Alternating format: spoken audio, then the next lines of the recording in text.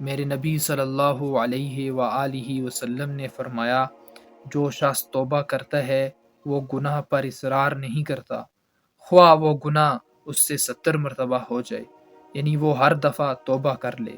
فرمایا، بخدا میں ایک دن میں 100 مرتبہ اللہ سے توبہ کرتا ہوں۔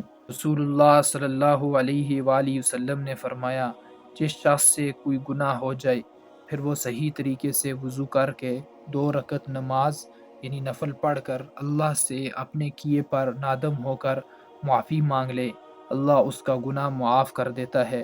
اس کے بعد آپ صلی اللہ علیہ وآلہ وسلم نے یہ آیت تلاوت فرمائی، وَمَن يَعْمَلْ سُوءًا أَوْ يَظْلِمْ نَفْسَهُ ثُمَّ يَسْتَغْفِرِ اللَّهَ يَجِدِ اللَّهَ غَفُورًا رَحِيمًا۔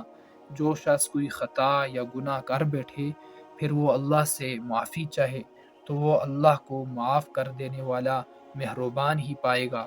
ایک دوسری روایت میں ہے، آپ صلی اللہ علیہ وآلہ وسلم نے یہ آیت تلاوت فرمائی، وَالَّذِينَ إِذَا فَعَلُوا فَاحِشَةً أَوْ ظَلَمُوا أَنفُسَهُمْ ذَكَرُوا اللَّهَ فَاسْتَغْفَرُوا لِذُنُوبِهِمْ وَمَن يَغْفِرُ الذُّنُوبَ إِلَّا اللَّهُ وَلَمْ يُصِرُّوا عَلَى مَا فَعَلُوا وَهُمْ يَعْلَمُونَ أُولَئِكَ جَزَاؤُهُمْ مَغْفِرَةٌ مِّن رَّبِّهِمْ وَجَنَّاتٌ تَجْرِي مِن تَحْتِهَا الْأَنْهَارُ خَالِدِينَ فِيهَا وَنِعْمَ أَجْرُ الْعَامِلِينَ۔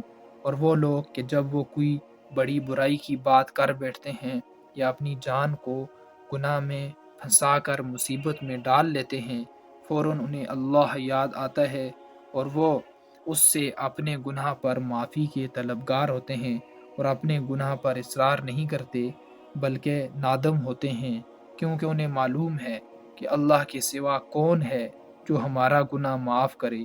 یہی لوگ ہیں جن کے لیے ان کے رب کی طرف سے یعنی گناہوں سے معافی ہے، اور انعام میں ایسی جنتیں ہیں جن کے نیچے نہریں بہتی ہیں۔ یہ لوگ ان جنتوں میں ہمیشہ رہیں گے۔ اور دیکھو کیا اچھا بدلہ، کیا اچھا اجر ہے اچھے عمل کرنے والوں کا۔